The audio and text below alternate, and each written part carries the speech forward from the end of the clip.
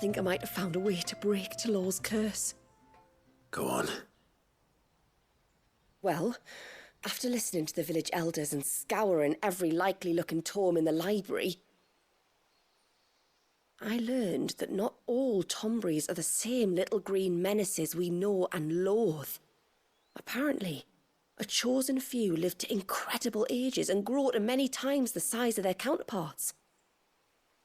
The folktales hold that it's the very eldest of these, the Tombury kings, who weave the curses, and that their magics bind their victims to them, that they might continue to feed on their pain. So if we slay the one that cast the curse, the feeding will cease. But that was my thinking, yes. Though I doubt it'll be easy. These kings are not just bigger, they're stronger too. And if the tales are true, their followers will defend them to the death. It is a perilous proposition, in short, but it may also be Talor's only hope. What say you? I'll do it. Even if killing this king doesn't break the curse, the city will be a safer place for its removal. Thank you. So then, where will I find it? That, alas, I do not know. It must have woven the curse at the altar in Father's Fell, but as to where it is now... Fanet! You were the one asking about Tonburies, right? Because there's a whole bloody army of them out on the cloak! What? But why would they stray so far? And why now? There's only one way to find out. I'll head up the mountain and see what's going on. Right. Thank you. And please, be careful.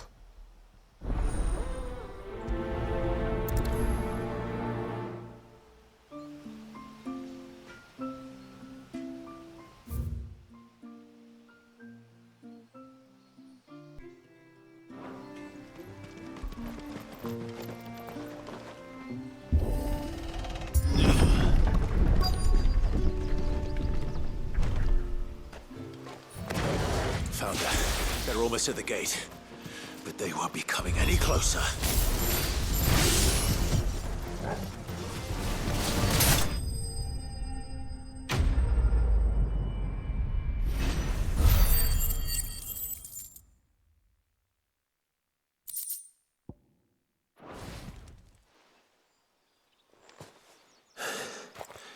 That should buy Haven some time at least. Clive, are you all right? Fine. We've taken care of the immediate threat. Thank the tides. I was worried I was going to lose you both. Talor, he took a sudden turn for the worse just after you left. What? Is he? No, he's hanging on. I fear the Tombury king may have begun the cursing ritual again. In earnest this time. And I can't imagine their being here as a coincidence. I think it might be happening on this very mountain. If it is, it won't be for long. Get back to Talor. I'm going up. My thanks. I shall pray for both of you.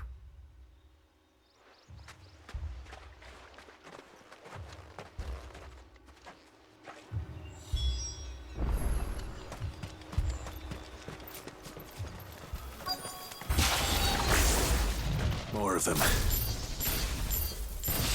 Come on then. I crave an audience with your king.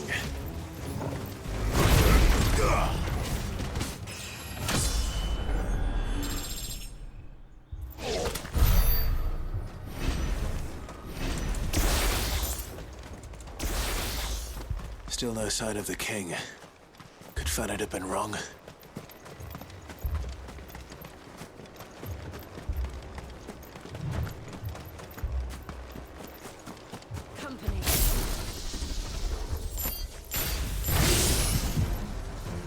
There's dozens of them. The king must be close. We'll have to take care of his followers first.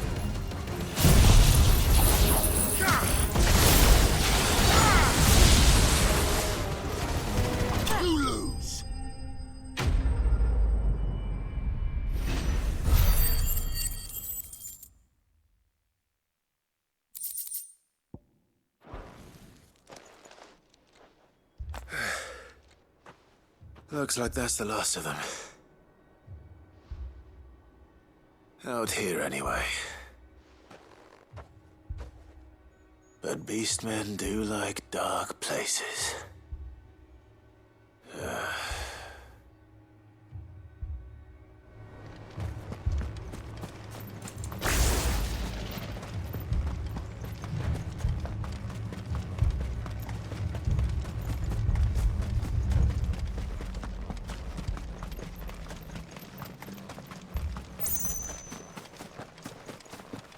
Well, I'll be damned.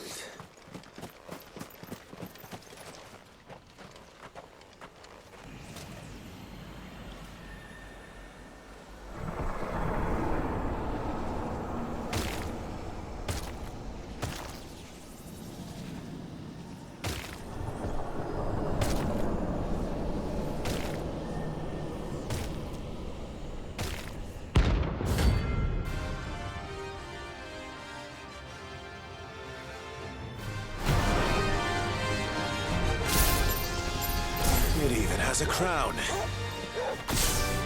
Sorry, Your Majesty, but your reign ends here.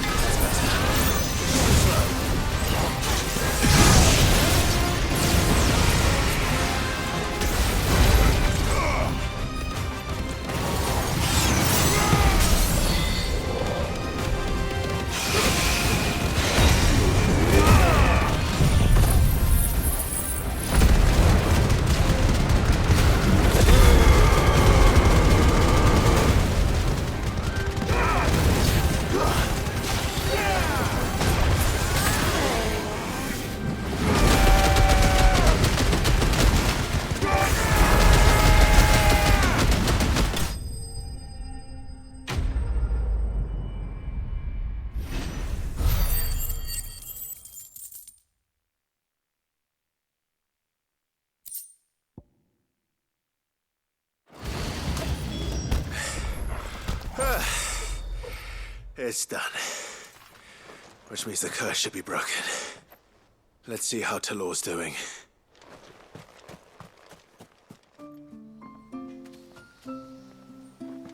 Clive! Is it done then? It is. I was going to ask if there had been any change in Talor's condition, but judging by that smile on your face, I think I already know the answer. You do? Talor! He's back!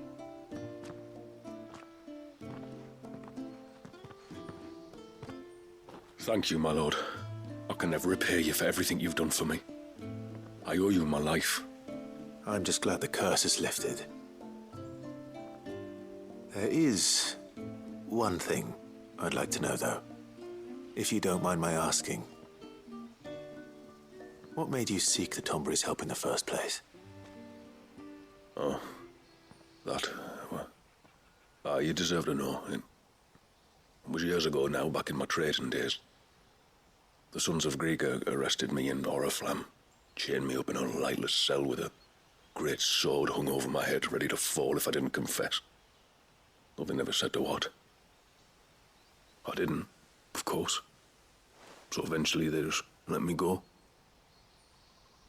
And I never told a soul. Tried to forget it ever happened. But then you came along and the sight of your sword brought it all flooding back. I couldn't sleep, couldn't eat, couldn't hardly breathe, and I thought that if I gave my old chain to the Tomburys, maybe they could take all that pain away. All that anger. But it only made it worse.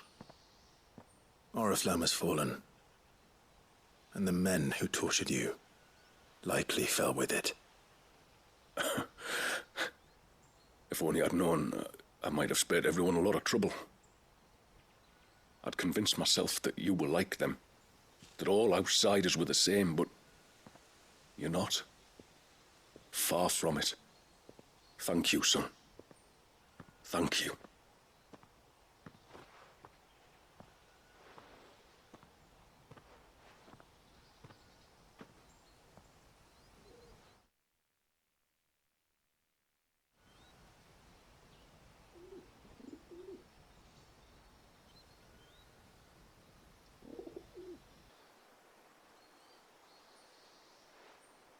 Clive, there's something I need to tell you.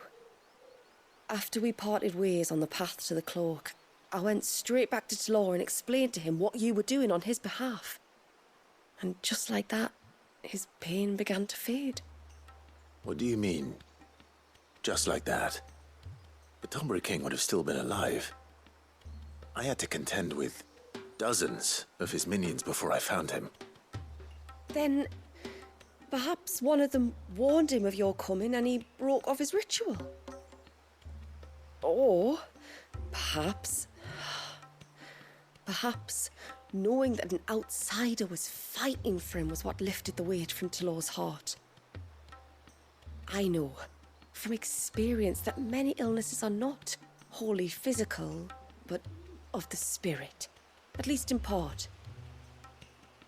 Was there ever really a curse then?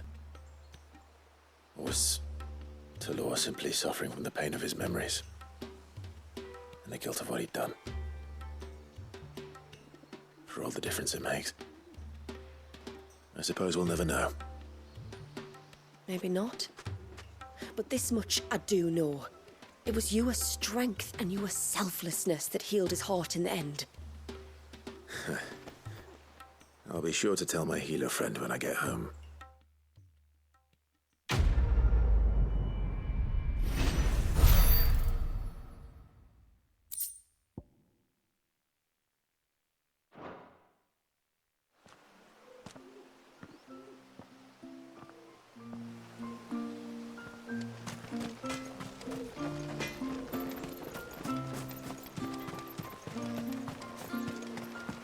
Hey, mister, over here!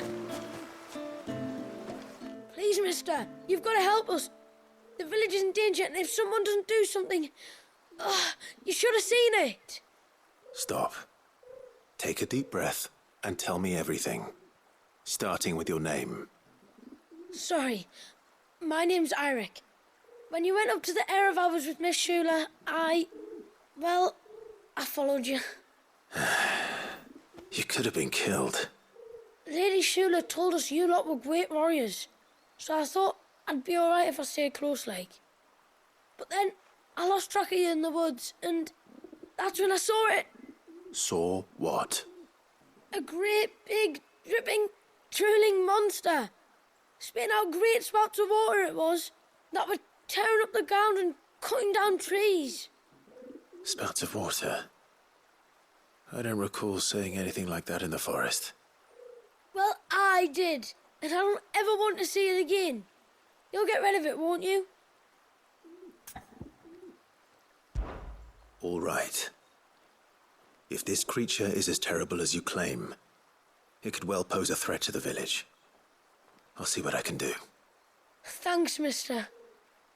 It was over by the Swift one that I saw it. Maybe it's still there. Then that's where I'll start my search. But this time, you're going to stay here. Understood? I wouldn't go through those gates for 1,000 gil. Not with that thing out there. Good luck, though.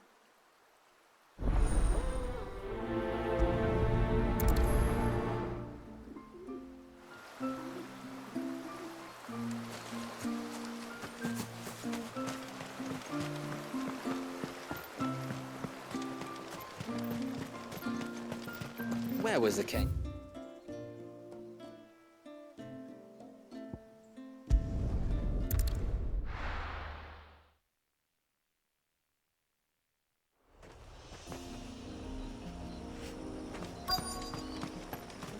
Is that the hunter?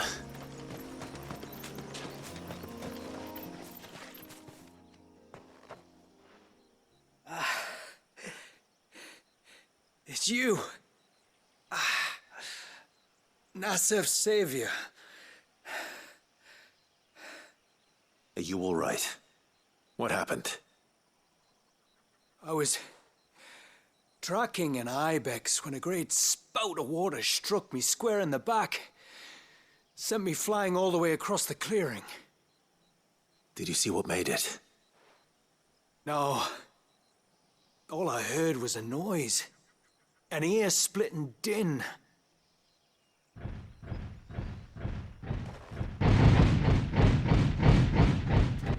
Might this be the culprit?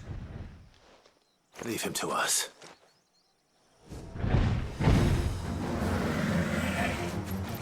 You've caused enough trouble.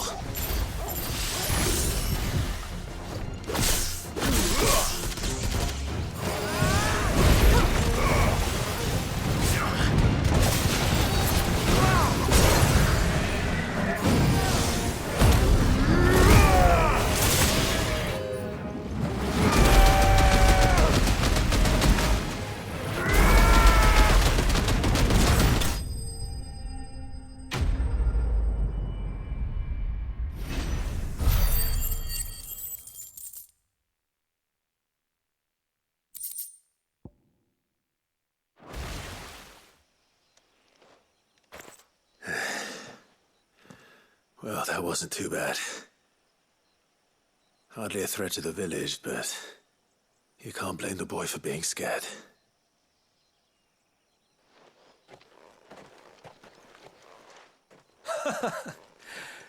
You made that look a lot easier than it was. Do you think that was the beast which attacked you? That thing? Not a chance. Would have heard it coming a league away. And the blast of water that hit me was beyond anything an Archelon can manage. Oh. A boy from the village sent me in search of a beast that could conjure such things, but...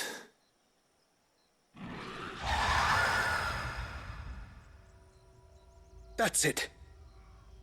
That's the noise I heard. Sounded like it came from the ruins.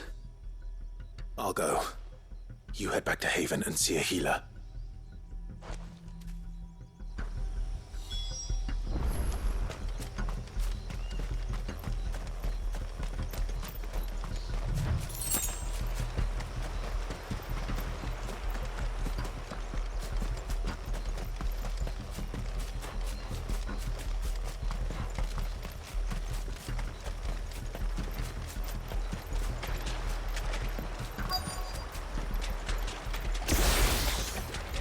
What do we have here?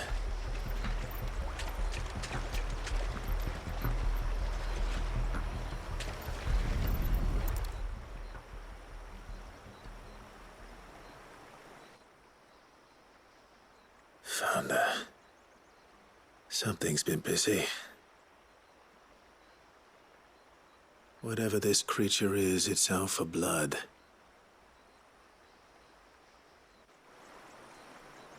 But it's not having ours. Stay close, Torgal. Where are you?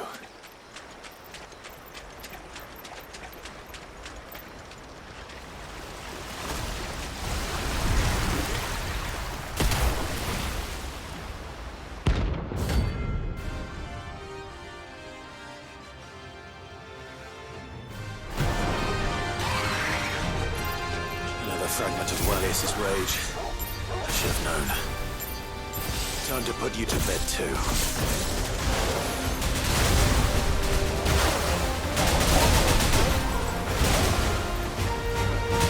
Slow.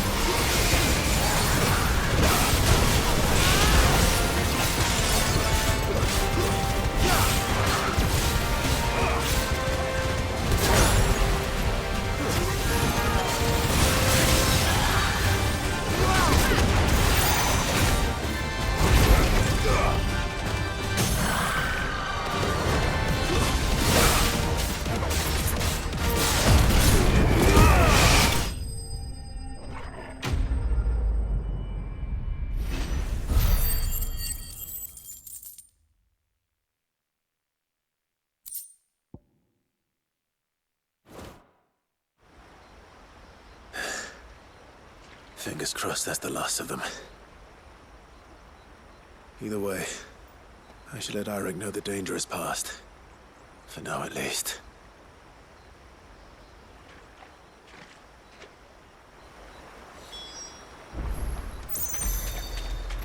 How many times do we have to tell you? You're back. So? Did you find the fiend that attacked me and young Eirik here? I did. It won't be troubling you anymore. Yes. I knew you'd get it. Only because you warned me of its existence. Not that you should ever have learned of its existence, but all's well that ends well, I suppose. What was it anyway? A manifestation of Leviathan's power. When we visited Wallius in the Surge, he was angry and afraid. The Icon summoned these creatures for his protection. Though why one would be wandering the ruins of Riversmeet, I don't know. Maybe it was looking for his mum. That's where she died, isn't it? The Falls. The Falls? Aye. When they took her baby, she threw herself off the top. We go there once a year to pay our respects. The whole village. An Eggy is a part of its master's spirit, but Wallius wouldn't have been aware of what had happened to his mother, would he? Well, either way, you did us a favor putting that thing to rest. Us and Wallius. Thank you. Aye. Thanks, mister.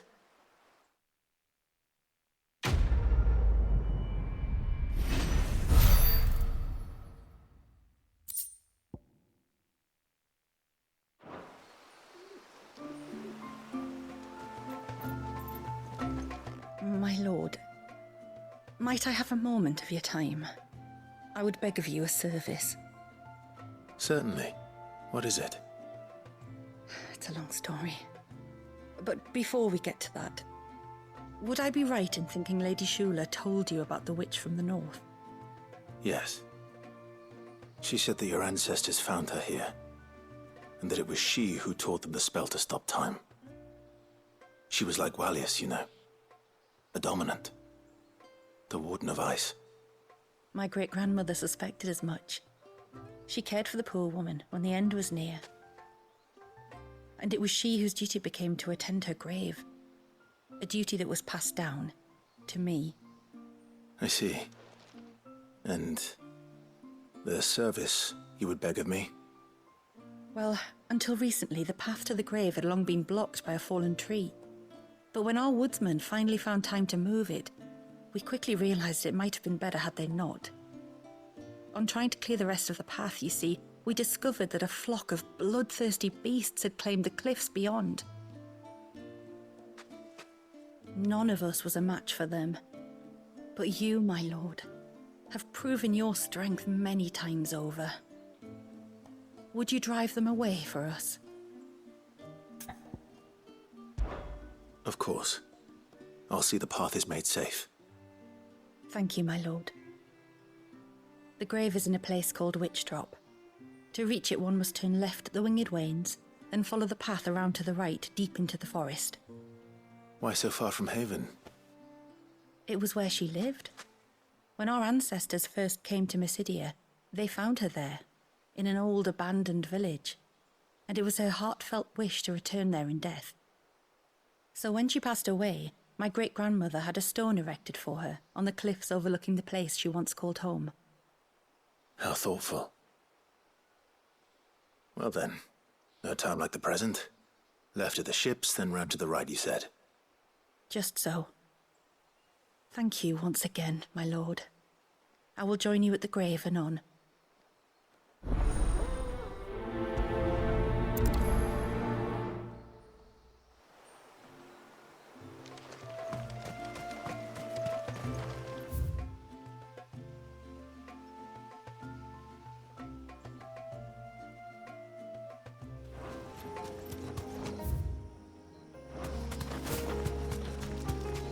This should be the path to Witchdrop. Hungry, Torgal?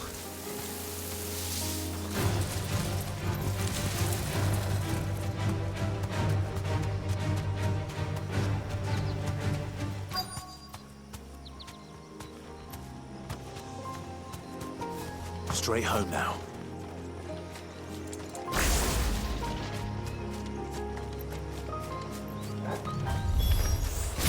And here's our welcoming party.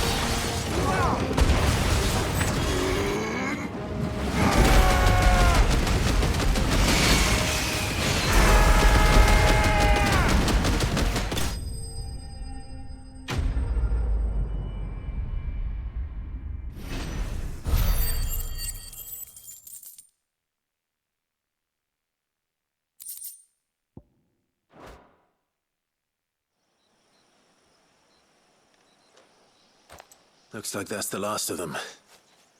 Now, where's the grave?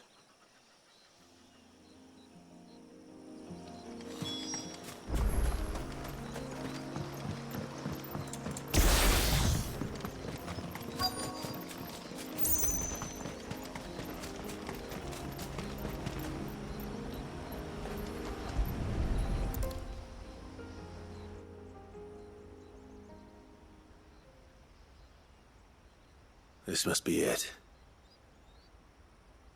My lord, thank you for making the path safe again. Ise. Was that her name? Yes. Hardly the most fitting tribute for a dominant, is it? A rough-hewn stone with naught but a given name engraved on it. But my ancestors had only been here a matter of weeks when she passed. Every day was a struggle to survive. They had neither the time nor the energy to devote to a more elaborate memorial. Yet they spared what they could to grant her wish, that even in death she might continue to watch over her home. She lived down there then? In the ruins? That's right. They were once the living quarters for those who served up in the temple. When the Northern Thanes sent her here to weave her spell, this was where she and her retinue stayed. There were priests, handmaidens, and a knight sworn to shield her from harm. Of course, they were all gone by the time my ancestors arrived, fled or dead in the Western Wars. All except Isay, who remained till the end. Alone. Indeed. At least, that is the story as it's been handed down in Haven. But there is an epilogue to the tale. One known only to Lady Shula and myself. Some years after Isay's passing, you see, my grandmother came here to tend the grave, and found a stranger kneeling before it. A knight, dressed head to toe in plate. She asked of him who he was and whence he had come, but received no answer. The only words he spoke were, "Tell me true, whose grave is this?" So she told him of how her people had met and cared for Isay, and how she had died. His only reaction was to stare up at the air of hours in silence. Then he left, never to be seen again. You said he was wearing plate. Was it black and gold? Do you know something of him? When we went up to the Air of Hours to unravel the spell, we were set upon by a shade in the shape of a knight in full plate. It manifested in front of the Vare, and in its ether, I felt Shiva, the witch. You think this may have been the same man my great-grandmother met? Isay's knight? I don't know. Maybe. All I can say for sure is it was intent on protecting her creation. Or perhaps her spirit? What remained of her ether, preserved in the Vare? Perhaps his spirit too became enravelled in her spell, frozen in an eternal vigil. Till we ended it. If the shade you fought was Isay's knight, then ending it was the greatest gift you could have given him. Now he can return to the sea, to be with his lady once more. And if his spirit should ever return here to visit her grave, I shall ask his name, that I might carve it in the stone next to hers. That they might be together. Once and for all.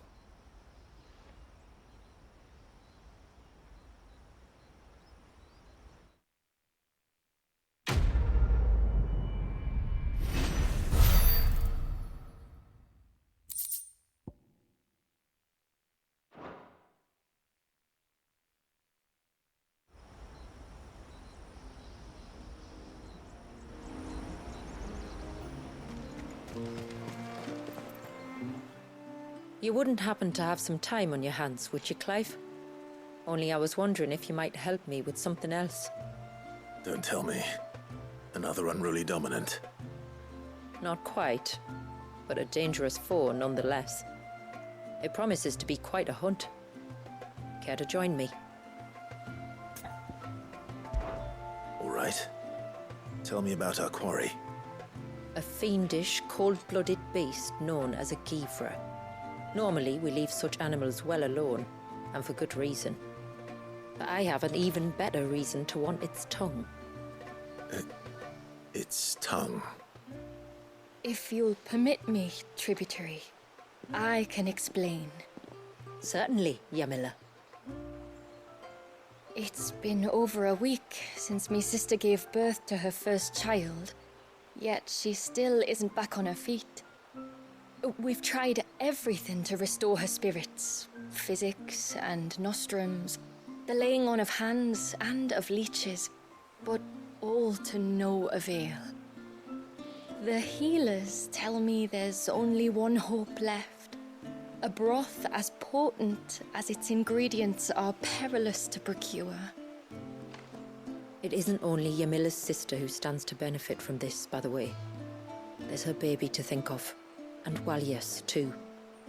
She'd agreed to be his wet nurse, you see. I'd be glad to help. Thank you. Our hunters have no shortage of skill, but this task calls for more than that.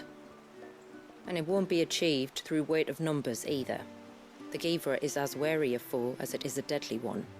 2 hunters might catch it unawares, but any more than that, and it would pick up our scent a league away. Then it is decided. The 2 of you will go, while Jill and I occupy ourselves here. Perhaps we might help prepare the broth. That would be most kind of you.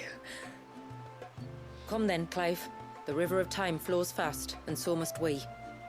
There's a Givra that has claimed the ruins at the foot of the mountain as its hunting ground. But as I say, they are wary creatures. We'll need suitable bait to draw it out. The flesh of a forest ibex should suffice. To the forest, then.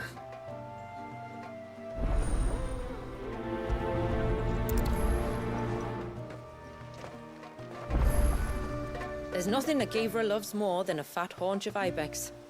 There speaks the voice of experience. Do you hunt often? Since I was a girl. My father would take me. Then after he returned to the sea, Yamila's father. Our families have always been close. Even if her sister wasn't Walyas's wet nurse, I couldn't stand by and watch her suffer.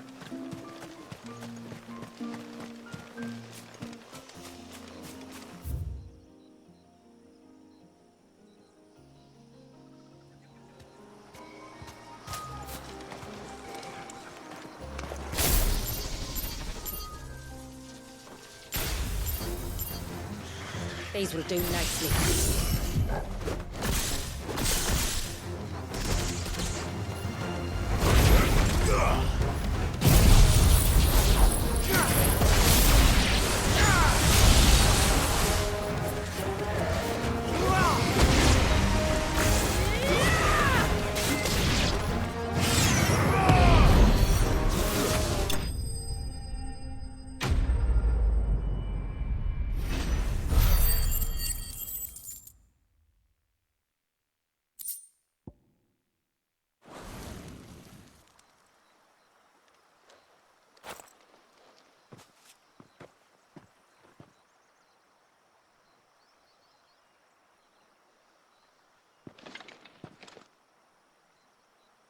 Return to the sea, and to the clouds rise again.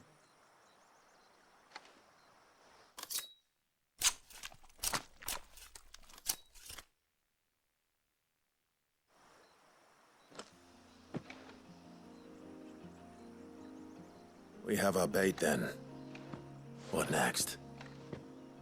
Next, we pay a visit to the Dark Gate to pick some local weed. It'll help disguise our scent.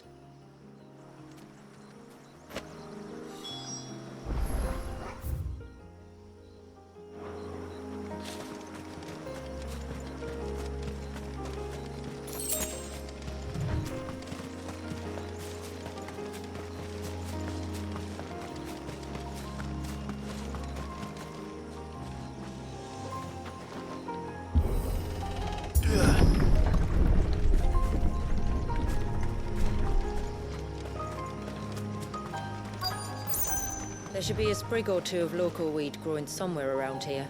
Look for the golden leaves.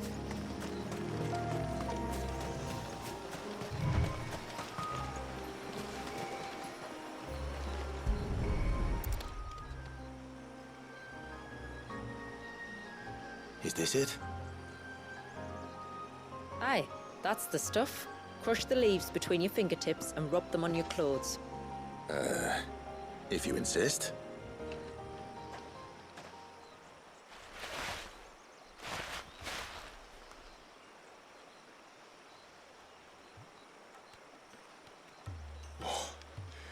You could have warned me about the smell. Like corruption, isn't it? We'll have an honor guard of flies before long. But it'll stop the Givra from noticing us. Its nose will tell it we're nothing but a feast for worms. Oh, I feel so much better. We can wash it off afterwards. If there's one good thing about the Givra choosing the ruins for its hunting ground, it's that there's plenty of fresh water nearby.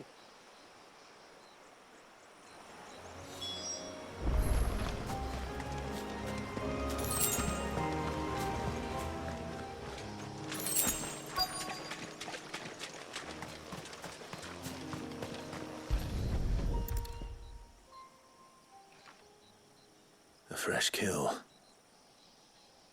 But not a Givra's.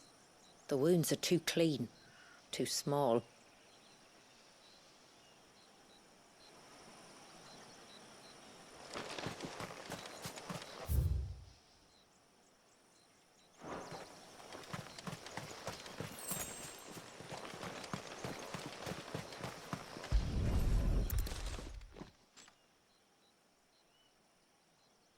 These look like a predator's tracks. You can clearly make out the claws. And not just any claws. These belonged to a Givra. There's no mistaking them. We'll lay the bait here. Let's hope our friend is hungry.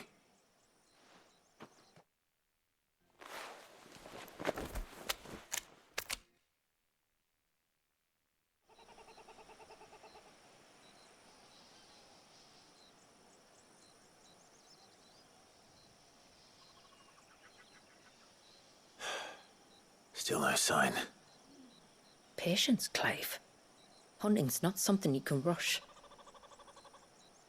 Have you stalked these beasts before? Once.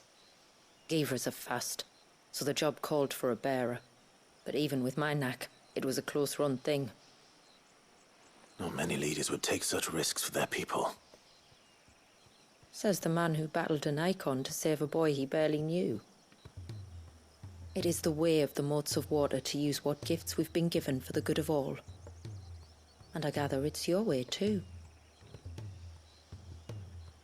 It was Sid, the man whose name I bear. He fought for his people and their future with every fibre of his being. And I'm just following in his footsteps.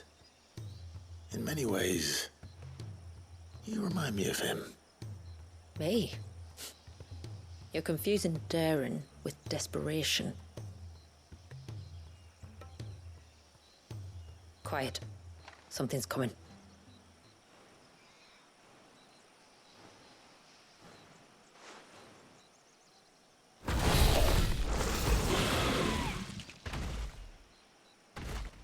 Our guest has finally arrived. Shall we greet him? It'd be rude not to.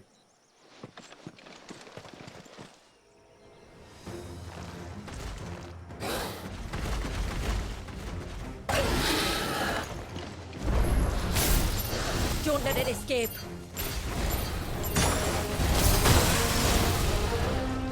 A little rusty, are we?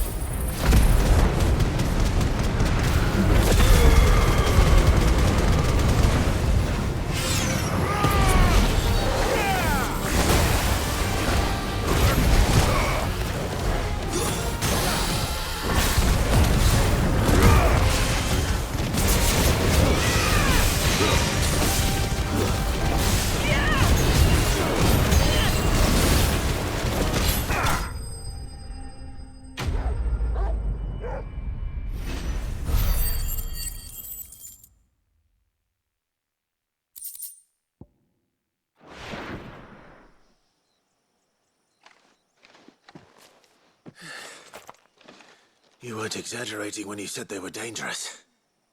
They're forces of nature, all right. And with this one's passing, the river of life has calmed.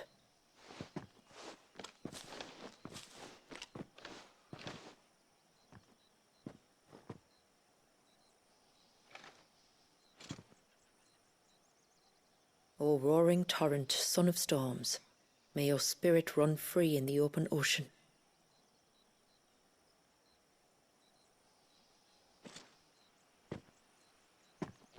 This flesh I claim, that your gifts might rain down upon us this day, and our river flow in spate once more.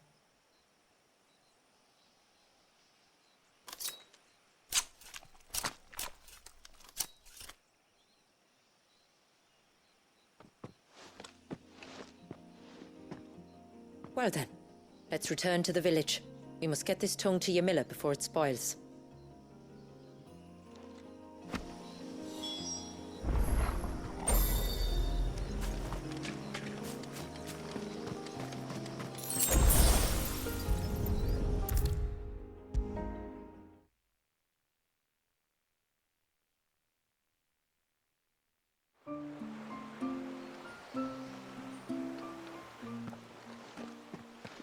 Tributary, my lord. Did all proceed as planned? It did. Here. One Geaver tongue, as promised.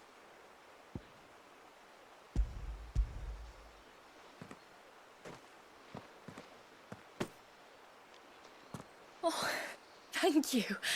I shall add it to the broth at once.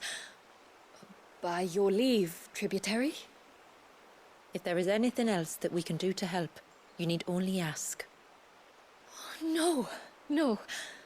You've already done more for my family than I can ever repay.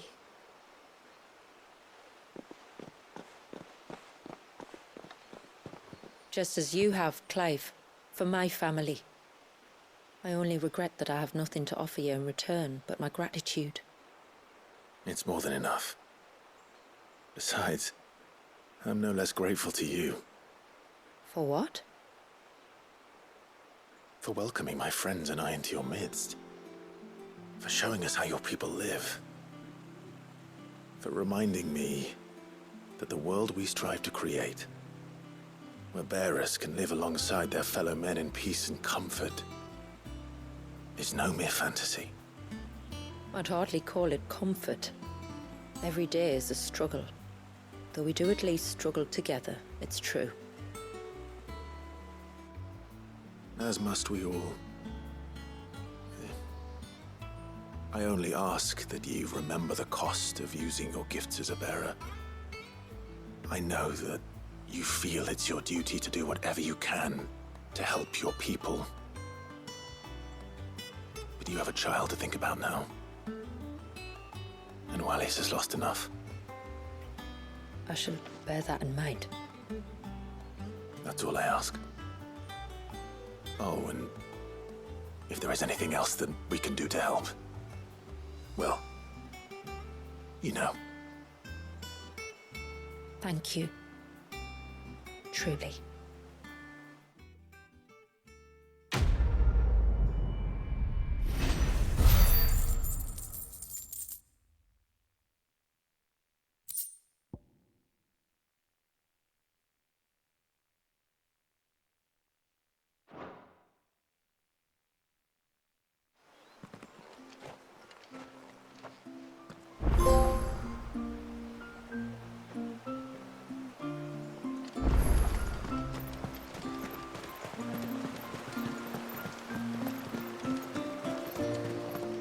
It is good to have him back.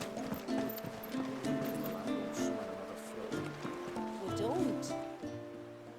No, it has to be him. What has to be who? If you, don't mind my asking. It's not your asking, I mind. It's my explaining. But I don't see any other way around it. You see, when a baby is born here, we hold a ceremony to welcome them. The rite of immersion, we call it. but I don't know whether Walius was ever afforded that courtesy. What is abundantly clear, though, is that my ancestors never welcomed him as one of us. And I want to change that.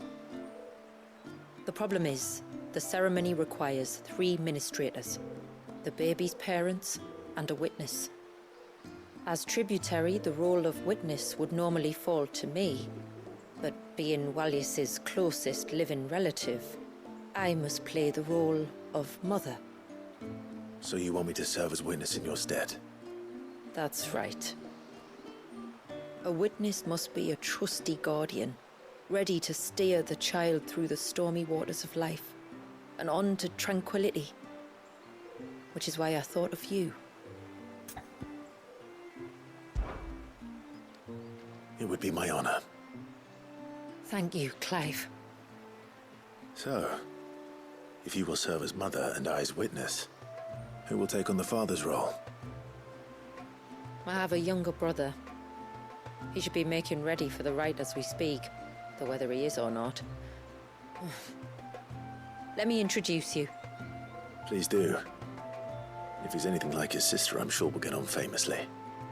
I'll bid him come to the Witten Hall. Will you wait for us there? Gladly.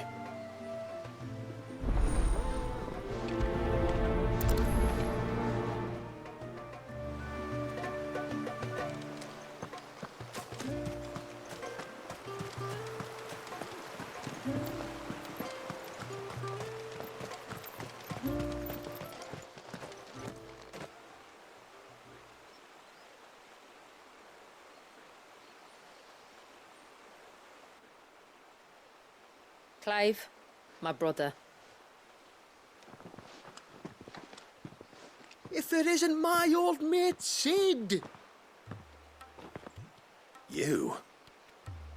So you do remember me, even stripped of my cunning disguise?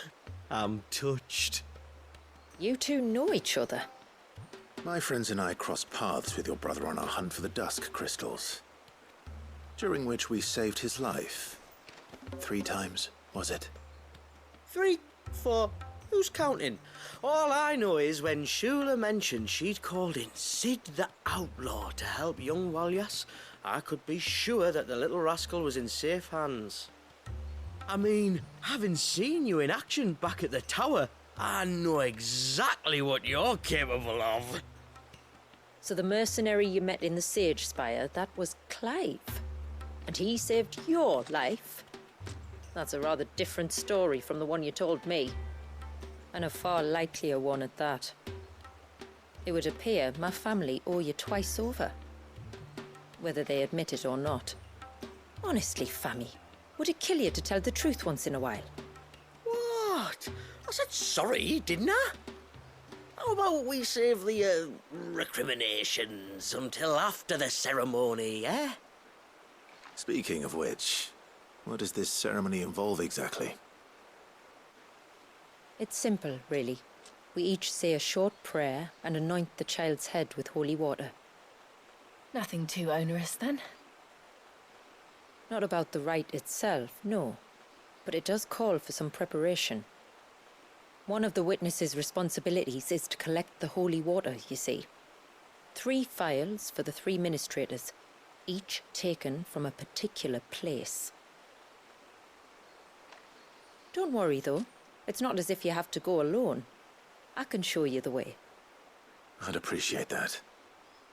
Famiel, you stay here and ready the Witten Hall. Leave it to me. If there's anything Jill and I can do to assist you... We'd be glad to help. Thank you both.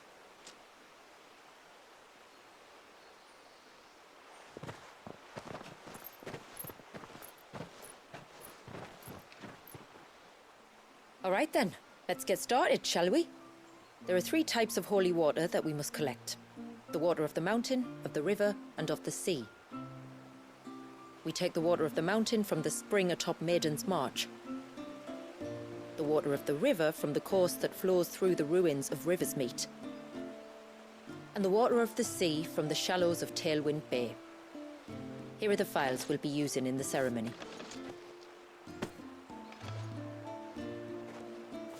I'm ready to leave whenever you are.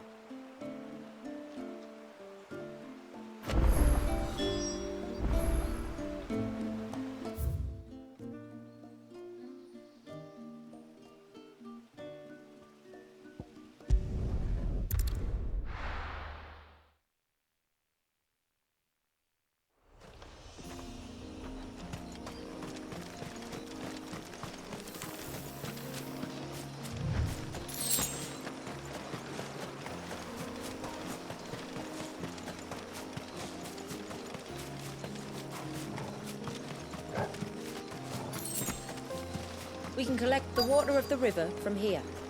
All right.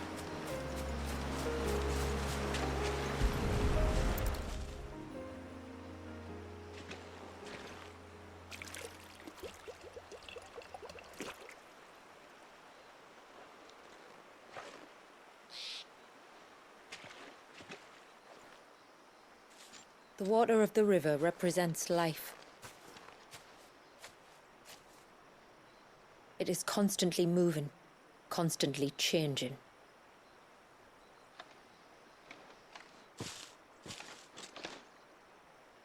And though its course may twist and turn or branch into 1,000 separate streams, it always flows in the same direction, from source to sea, beginning to end. Like time. What of Wallius then? When your ancestors froze him, did they remove him from the River of Life? They did. Like an ice-bound pool that didn't thaw for 80 summers. But now he's free to flow again, to live. And you and I shall flow with him, for we are all but drops of water in the great river of life. I find that thought oddly reassuring. Go on. A drop of water might seem insignificant on its own, but as a part of a torrent, it can cleave a path through the hardest rock. It makes me believe we humans might just stand a chance. I believe we might. Take care not to spill it. Right. Let's save that for the ceremony.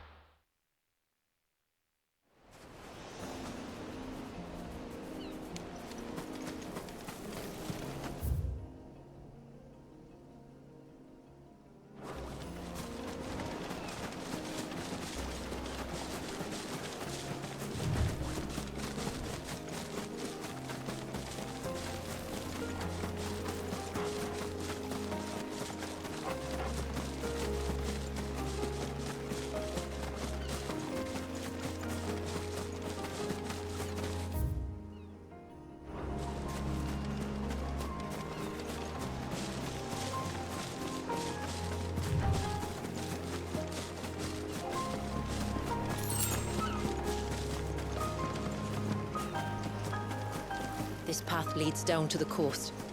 Usually we keep this gate shut tight, but since this is a special occasion...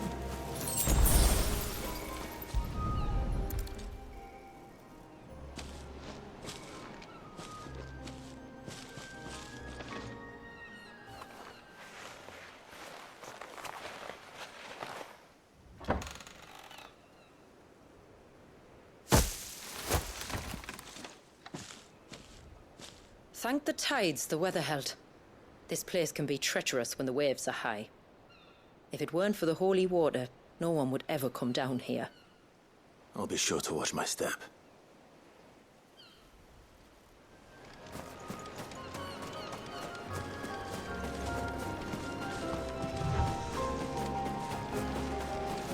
Water flows to the sea, then rises into the clouds. Just like life, the end is not the end, only a new beginning.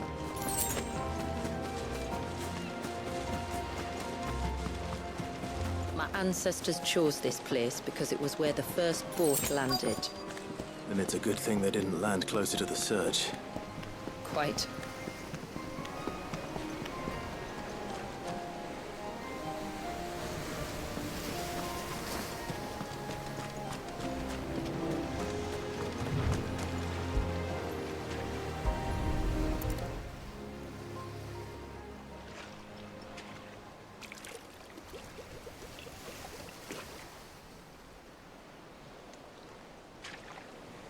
The water of the sea.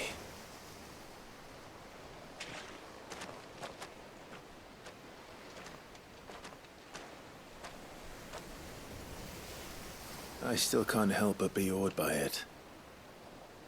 Oh? All that wave ever made me feel was pity and sorrow for the innocent life trapped inside it. The child my great-grandfather sacrificed to try to change his people's fate. It was wrong, an unforgivable sin. But I often wonder, will my descendants ever forgive me for what I have done? As tributary, I've faced many difficult choices. And though I've always striven to do what's best for my people, here we live in poverty, hidden away from the world.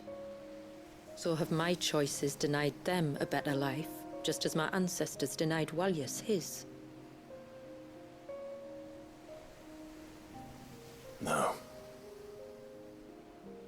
You would not forcibly sacrifice one of your people to save the others. You do the best you can for all of them, as do I. We share in their woes, just as we share in their joys. And the most we can do is try to bring them more of the latter. Aye, you're right. And try I shall, to bring all of my people a better tomorrow. Walyas included. Then I wish you luck. If my time with the boy is any indication, he's going to be quite a handful. Then we must start as we mean to go on, and give him the very best welcome we can. Just one more file to go then. Nearly done.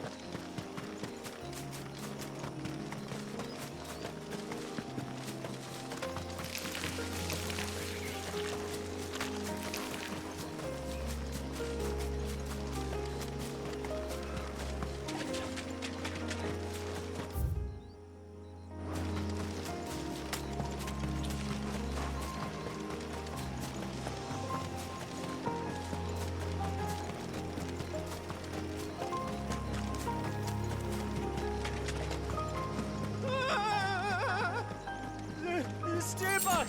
I'm warning you! Someone's in trouble. Come on.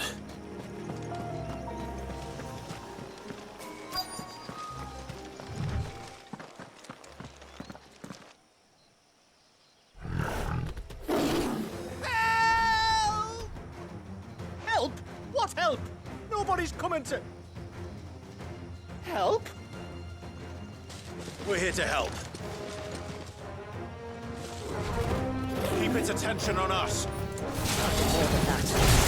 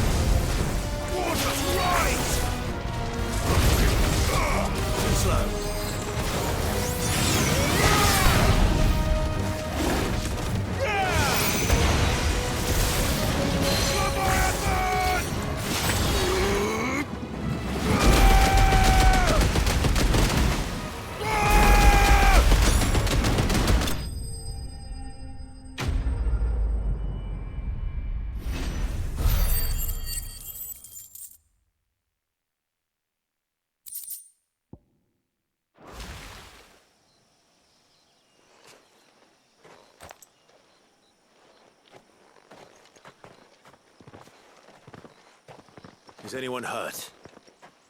Oh, Sid! Thank all the clouds in the heavens you came. You saved us. Again! Would you two care to explain what you're doing up here? The chief sent us to fetch incense for the ceremony. So the Witten Hall smells nice. For the little Ben.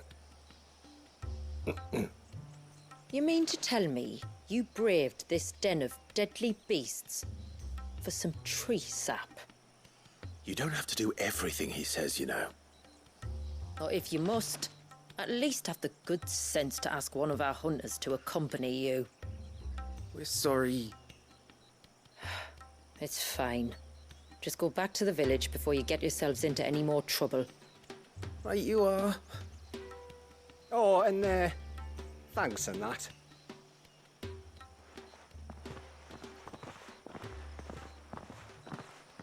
Remind me to give my brother a cuff round the ear when we get back.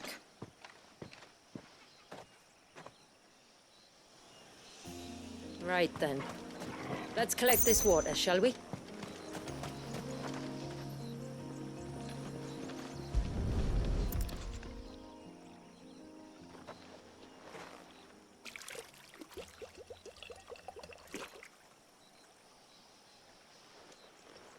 The rain that falls on the mountain emerges here, in these springs. The source of the river. The source of life. Precisely. Where to next, then? Back to the village, to find out if my brother has made the necessary preparations. Or got his lackeys to do it for him.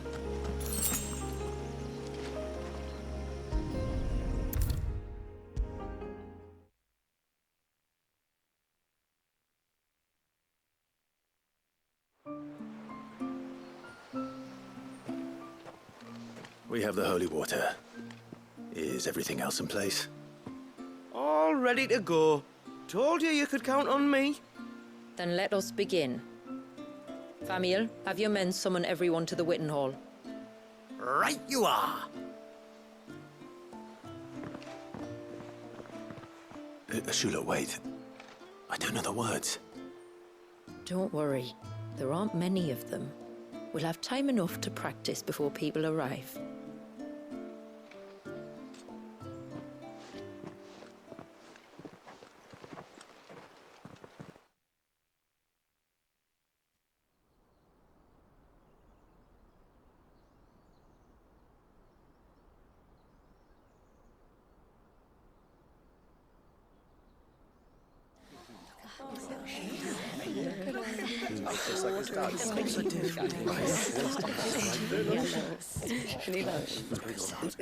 My friends, we are gathered here today to welcome this child into our community by the rite of immersion, as has been our custom since the first reign.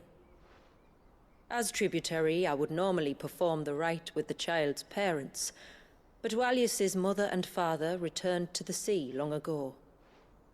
So I and my brother Famiel shall serve as his family, while the one who returned him to us shall bear witness in my stead.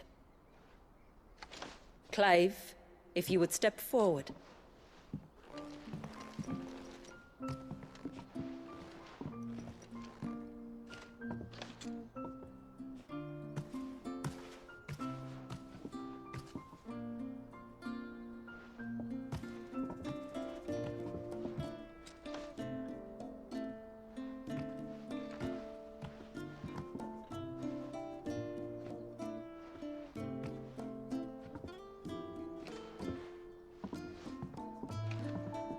Like the rain that falls on the mountains tall, are we born.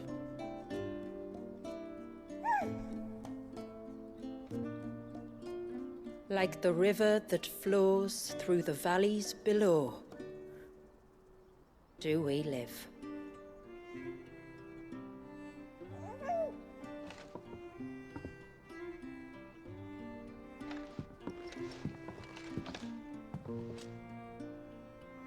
Like the boundless sea, Where the currents run free do we die, and to the clouds then rise again.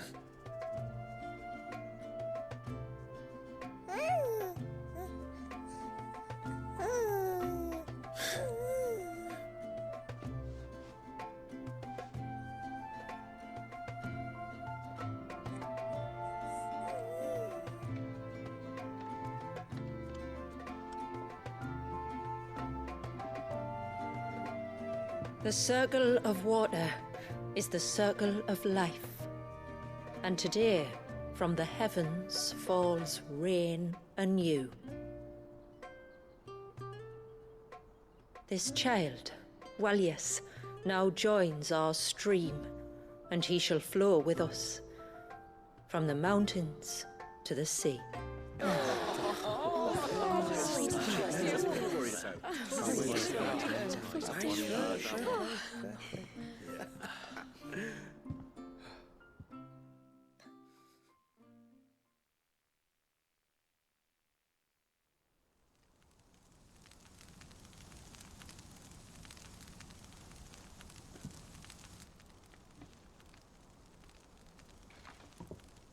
You played your part to a T, Clive. Thank you. It means a lot to us.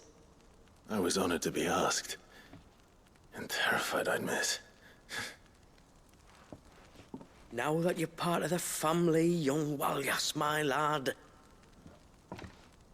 Uncle Samuel can teach you the ways of the world. Oh no, he can't. Eh? Don't be so hasty. Your brother's knack for self-preservation might serve him well. Ha! You are never going to let me live that down, are you?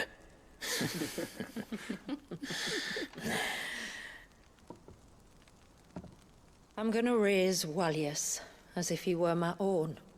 Teach him everything I know about life, our people, and our past.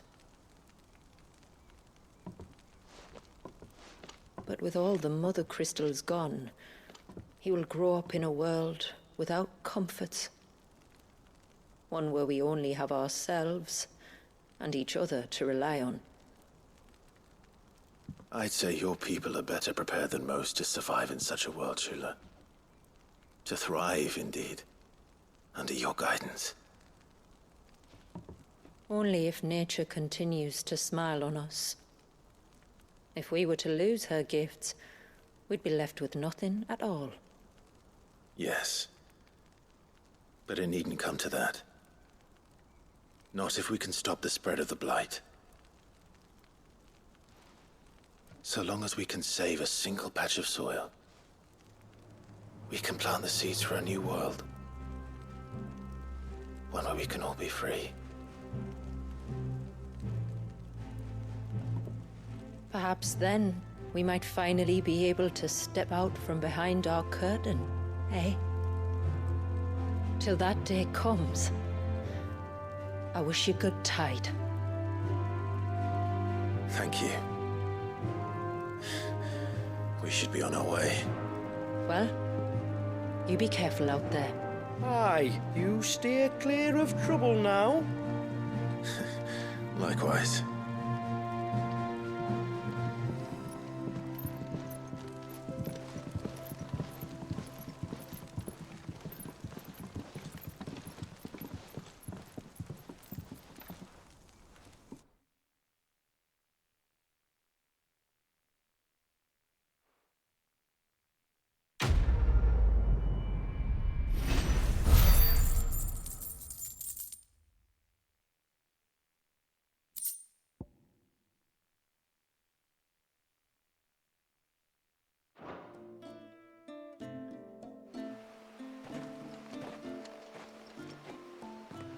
To think, we must be the first outsiders to have witnessed that rite in over a century.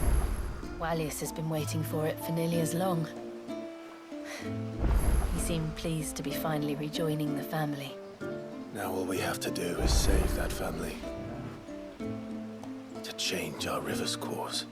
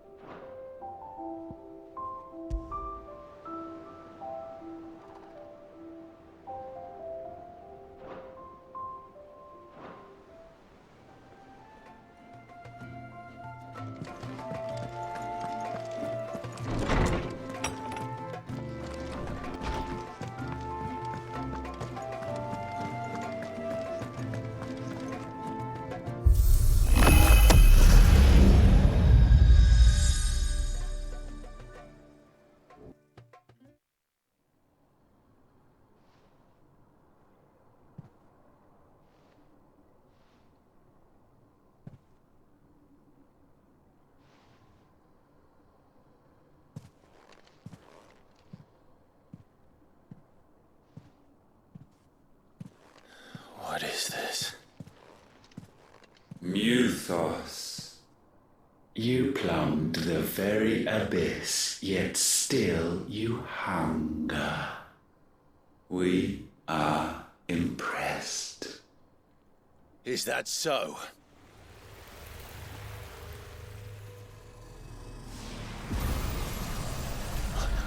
Not again.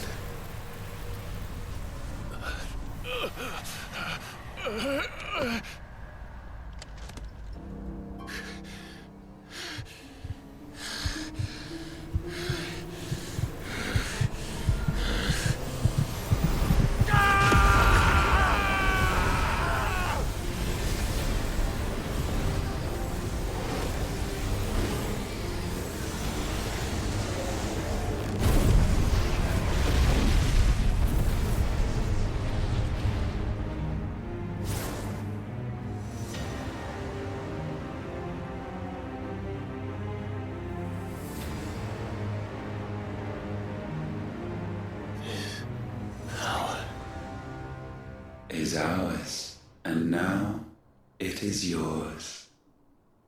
Consider it a gift from us to you, a taste of things to come. You still think I'm going to be your vessel?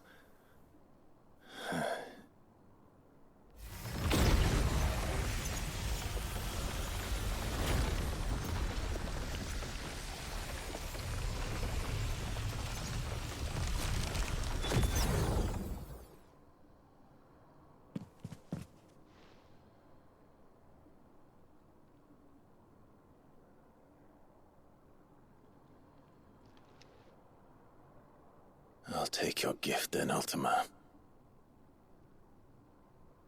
Just don't expect it back.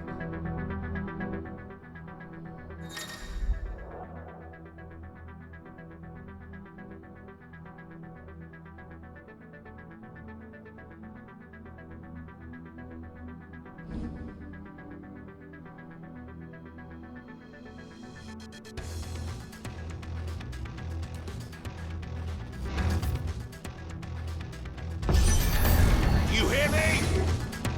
I will never be yours!